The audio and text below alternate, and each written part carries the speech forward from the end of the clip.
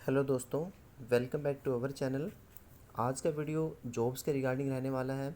तो आज के वीडियो में गुरुग्राम यूनिवर्सिटी, गुरुग्राम हरियाणा के अंदर जो है एक भर्ती निकली हुई है या वैकेंसीज निकली हुई हैं, तो उसके बारे में वीडियो के माध्यम से आपको बताऊंगा कि कौन कौन सी पोस्ट है, क्या एसेंशियल क्वालिफ़िकेशन है, कैसे अप्लाई कर सकते हैं, क्या एज लिमिट रहने वाली है, क्या सैलरी स्ट्रक्चर रहने वाला है और क्या सिलेक्शन प्रोसीजर इसमें रहेगा। तो डिटेल में हम बात करेंगे वीडियो के अंदर। अगर आप इंटरेस्टेड हैं इस जॉब अपडेट के बारे में तो वीडियो को लास्ट तक ज़रूर देखें। और जो लोग चैनल पर नए हैं उनसे मेरा अनुरोध है कि जो चैनल का कंटेंट है उसको ज़रूर विजिट करें। और सबसे इम्पोर्टेंट जो है, इस वीडियो के जो एंड स्क्रीन्स हैं या आई कार्ड्स में लगे हुए वीडियोस को ज़रूर देखें, क्योंकि उसमें आपके लिए बहुत ज़्यादा बेनिफिशियल जो है चीज़ें वो रहने वाली हैं। तो ज़्यादा समय ना लेते हुए चलिए करते हैं वीडियो को शुरू। ये देखिए मेरे पास गुरुग्राम यूनिवर्सिटी, गुरुग्राम यानी कि गुड़गांव के अंदर जो विश्वविद्यालय है या यूनिवर्सिटी है हरियाणा के अंदर, वहाँ पर एक एडवर्टाइजमेंट जो है जारी हुआ है, जिसके अंदर जो है नॉन टीचिंग पोस्ट के लिए यहाँ पे वैकेंसीज़ निकली हुई हैं। अब कौन कौन सी वैकेंसीज़ हैं और क्या इसका जो है बेसिक डिटेल्स है वो मैं आपको बता देता हूँ। हाउएवर इसकी जो लास्ट डेट है अप्लाई करने की वो आप देख सकते हैं यहाँ पे 3/9/2020 तक शाम 5 बजे तक आप जो है अप्लाई कर सकते हैं।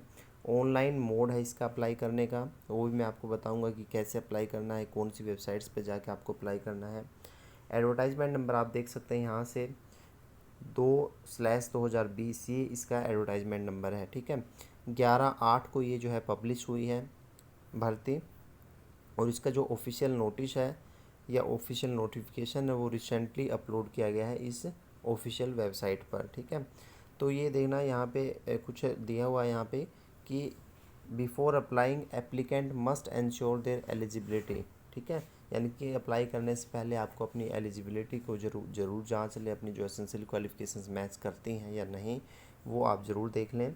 अब इसमें देखना, ये जो एप्लीकेशन फ़ीस है या प्रोसेसिंग फ़ीस है वो दिया हुआ है 500 रुपये जनरल कैंडिडेट के लिए है ये, और 125 रुपये है ये SC BC candidate of Haryana only. ठीक है, ये है वुमेन कैंडिडेट्स के लिए जो है 50% जो है यहाँ पे फ़ीस को जो है पे करना है अगर वो हरियाणा से बिलोंग करती है। तो PWD और ESM कैंडिडेट्स के लिए कोई भी फ़ीस यहाँ पे नहीं है।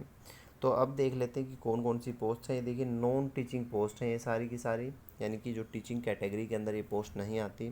तो नॉन टीचिंग में कौन कौन सी हैं, सबसे पहले जो पोस्ट है इसमें मैं आपको बता दूं कि ग्रुप A, B और C यानी कि 3 तरह की जो है इसमें पोस्ट निकली हुई हैं। ग्रुप A की पोस्ट है, B की पोस्ट है और ग्रुप C की पोस्ट है। ठीक है, तो सबसे पहले अगर ग्रुप A की पोस्ट की बात करें तो ये है हमारा डिप्टी रजिस्ट्रार की वैकेंसीज़ हैं। 2 वैकेंसीज़ है यहाँ पे मैट्रिक्स का जो लेवल 12th है उसके अकॉर्डिंग इसकी जो है पे स्केल रहने वाला है अराउंड जो है 1.5 यानी 150 लाख के करीब जो है इसका सैलरी जो आपकी मिलने वाली है। उसके बाद असिस्टेंट रजिस्ट्रार की यहाँ पे 3 पोस्ट है यहाँ पे। उसके बाद सब डिविजनल ऑफिसर एसडीओ की यहाँ पे 2 पोस्ट हैं। ठीक है, सुपरिटेंडेंट की यहाँ पे 7 पोस्ट हैं टोटल। उसके बाद असिस्टेंट यानी कि जो ग्रुप सी के अंदर जो पोस्ट आते हैं यहाँ पे 24 पोस्ट यहाँ पर निकली हुई हैं। तो कुल मिलाकर अगर हम बात करें 24/7 31, 2 33 3 36 और 2 38 पोस्ट जो है इस गुरुग्राम यूनिवर्सिटी के अंदर निकली हुई हैं, जिसके लिए आप अप्लाई कर सकते हैं अगर आपकी क्वालिफ़िकेशंस मैच करती है। तो अब हम देखेंगे कि इसके एसेंशियल क्वालिफ़िकेशंस क्या क्या हैं। ये देखिए सबसे पहले अगर हम बात करें डिप्टी रजिस्ट्रार की पोस्ट के लिए जो कि ग्रुप A की पोस्ट है, इसके लिए क्या एसेंशियल क्वालिफ़िकेशन मेंशन की गई है इसमें। एक तो होगा कि मास्टर डिग्री आपकी होनी चाहिए विद 55% मिनिमम मार्क्स आपके होने चाहिए या इसका इक्विवेलेंट ग्रेड हो सकता है of B in UGC 7 point scale. अगर आपके ग्रेड है तो ग्रेड B होना चाहिए। अगर आप मार्क्स हैं आपकी जो कि डिग्री है उसके अंदर तो 55% मार्क्स आपके मिनिमम होने चाहिए। उसके बाद क्या है कि 9 साल का जो आपका एक्सपीरियंस होना चाहिए एज एन असिस्टेंट प्रोफेसर किसी भी रिकॉग्नाइज्ड कॉलेज में या यूनिवर्सिटी में। ठीक है, एज ए असिस्टेंट प्रोफेसर आपका जो 9 साल का एक्सपीरियंस होना चाहिए। तो ये इसकी असेंशियल क्वालिफ़िकेशन है डिप्टी रजिस्ट्रार के पद के लिए। उसके बाद ऑप्शनल में भी यहाँ पे दिया हुआ है, ऑप्शनल में क्या है कि comparable experience in research establishment and other institution of higher education at managerial managerial level, यानी कि मैनेजर लेवल पे अगर आपका एक्सपीरियंस है किसी भी रिसर्च एस्टेब्लिशमेंट के अंदर तो वो भी आपका जो काउंट किया जाएगा, ठीक है। उसके बाद ऑप्शनल क्या है, अगर 5 साल का आपका एक्सपीरियंस है एज एन असिस्टेंट रजिस्ट्रार किसी भी यूनिवर्सिटी में या एग्जामिनेशन बॉडी में तो भी आपको जो है काउंट किया जाएगा। यानी कि 9 साल का एक्सपीरियंस तो होना चाहिए आपका एज एन असिस्टेंट प्रोफेसर। अगर आपका असिस्टेंट रजिस्ट्रार का एक्सपीरियंस है तो वो 5 साल का एक्सपीरियंस जो है वो चल जाएगा, ठीक है। तो ये इसकी एसेंशियल क्वालिफ़िकेशन है। उसके बाद इसका सिलेक्शन क्राइटेरिया आप देख सकते हैं। सिलेक्शन क्राइटेरिया के 100 मार्क्स यहाँ पे दिए हुए हैं। सबसे पहले स्क्रीनिंग टेस्ट होगा जिसके 50 मार्क्स हैं। एकेडमिक क्वालिफिकेशंस के आपको मिलने वाले हैं 25 मार्क्स। वर्क एक्सपीरियंस के 5 मार्क्स हैं। डोमेन नॉलेज के 8 मार्क्स हैं और इंटरव्यू के 12 मार्क्स हैं। तो ये जो है टोटल स्ट्रक्चर रहने वाला है सिलेक्शन प्रोसीजर का या सिलेक्शन क्राइटेरिया। स्क्रीनिंग टेस्ट होगा जिसका 50 मार्क्स आपके होंगे और एकेडमिक क्वालिफिकेशंस के 25, वर्क एक्सपीरियंस के 5, डोमेन नॉलेज के 8 और इंटरव्यू के 12। तो इस तरह से 100 मार्क्स में से जो कट ऑफ जो जनरेट होगी डिपेंडिंग ऑन दीज क्राइटेरियाज, तो फिर उसके बेस पे जो है आपका सिलेक्शन इसके अंदर होगा। उसके बाद अगर हम बात करें डिप्टी रजिस्ट्रार की पोस्ट के लिए, असिस्टेंट रजिस्ट्रार की पोस्ट के लिए कि वहाँ पे क्या क्वालिफ़िकेशन, वहाँ पे भी देखना सेम क्वालिफ़िकेशन है। मास्टर डिग्री होनी चाहिए 55% मार्क्स। लेकिन इसमें क्या है कि जो 9 साल का एक्सपीरियंस था उसको जो है यहाँ पे 5 साल का एक्सपीरियंस कर दिया गया है। एज एन असिस्टेंट प्रोफेसर अगर आपने काम किया है तो आप जो है इसके लिए अप्लाई कर सकते हैं, ठीक है। बाकी चीज़ें यहाँ पे आप देख सकते हैं कि सेम है, नीचे जो दी गई हैं वो। इसके अंदर भी जो सिलेक्शन क्राइटेरिया है वो सेम रहने वाला है। 100 मार्क्स का जो है टोटल सिलेक्शन क्राइटेरिया है। स्क्रीनिंग टेस्ट होगा, एकेडमिक क्वालिफिकेशंस के आपके जो मार्क्स हैं वो काउंट किए जाएंगे, वर्क एक्सपीरियंस के मार्क्स मिलेंगे, डोमेन नॉलेज के और इंटरव्यू के, ठीक है। तो ये आप जो है देख सकते हैं यहाँ से। इसमें जो है जो आपका स्क्रीनिंग टेस्ट होगा उसका जो है सिलेबस भी यहाँ पे दिया हुआ है। तो सिलेबस को भी आप जो है यहाँ से चेकआउट कर सकते हैं इस एडवर्टाइजमेंट में से कि कौन कौन से सिलेबस में से क्वेश्चंस पूछे जाएंगे।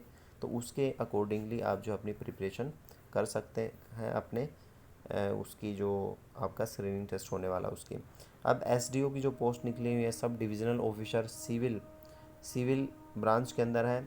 मास्टर डिग्री अगर आपने की हुई है सिविल में विद एटलीस्ट 65% मार्क्स तो जो है आप इसके लिए एलिजिबल हैं। या फिर बैचलर डिग्री अगर आपने की हुई है विद 70% मार्क्स तो आप इसके लिए एलिजिबल हैं। या फिर अगर ये दोनों ही कंडीशंस आपकी मीट नहीं करती, मान लो आपके 50% मार्क्स हैं बैचलर डिग्री में, तो बैचलर डिग्री होनी चाहिए प्लस 5 साल का एक्सपीरियंस होना चाहिए एज एन असिस्टेंट इंजीनियर या जूनियर इंजीनियर, तो आप इसके लिए अप्लाई कर सकते हैं।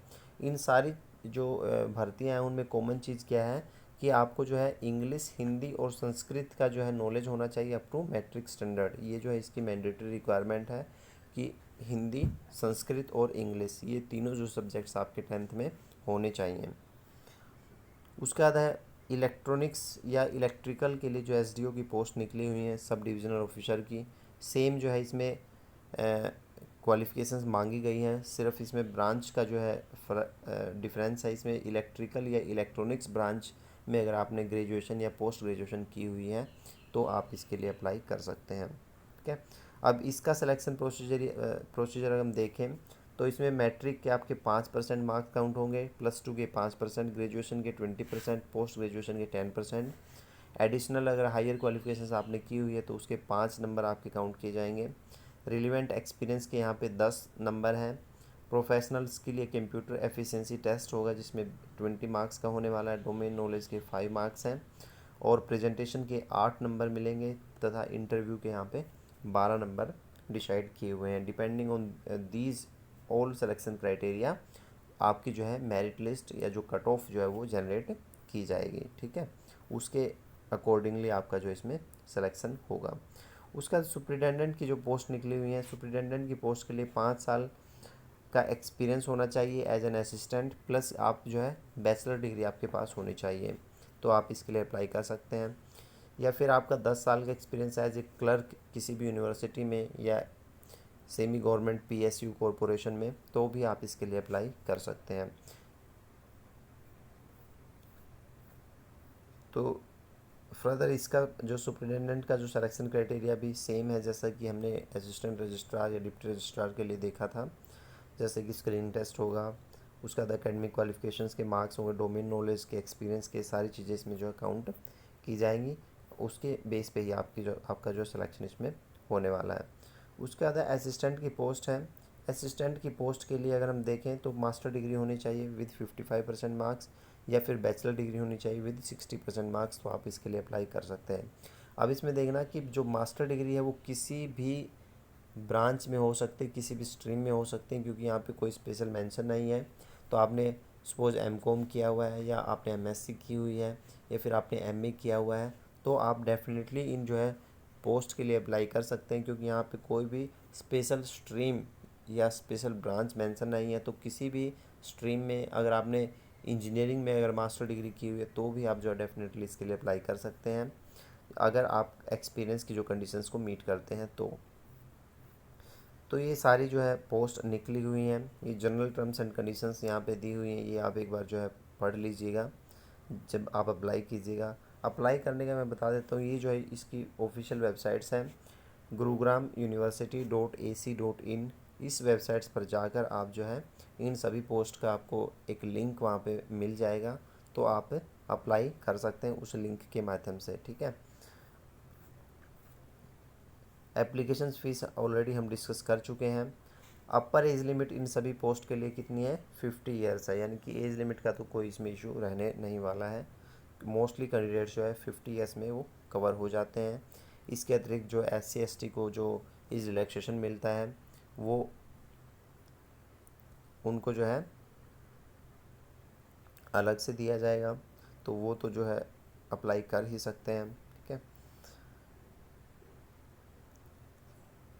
तो ये देखना, ये जो बेसिक डिटेल्स थी जो इस जॉब अपडेट के बारे में वो हम डिस्कस कर चुके हैं।